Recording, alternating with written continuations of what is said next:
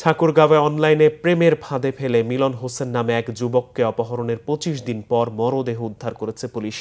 বুধবার রাতে সদর উপজেলার শিবগঞ্জ মহেশপুর বিট বাজার এলাকার অপহরণকারী সেজান আলীর বাড়ির পরিত্যক্ত টয়লেট থেকে মিলনের অর্ধগলিত লাশ উদ্ধার করা হয়। এর আগে ঘটনার সাথে জড়িত থাকার অভিযোগে সেজান আলী সহ দুজনকে গ্রেপ্তার করলে তাদের স্বীকারোক্তিতে মিলনের মরদেহের সন্ধান পায় পুলিশ। বৃহস্পতিবার ভোরে বিক্ষুব্ধ জনতা অপহরণকারী সেজান আলীর বাড়ি ভাঙচুর করে আগুন ধরিয়ে দেয়। পীরগঞ্জ উপজেলার খনগাঁও এলাকার পাঞ্জাব আলীর ছেলে মিলন হোসেন দিনাজপুর পলিটেকনিক কলেজের ছাত্র ছিলেন। গত ২৩ ফেব্রুয়ারি ঠাকুরগাঁও পলিটেকনিকের পেছনে প্রেমিকার সঙ্গে দেখা করতে গিয়ে নিখোঁজ হন মিলন। ভুক্তভোগীর পরিবারকে মুঠোফোনে অপহরণের বিষয়টি জানায় অপহরণকারীরা।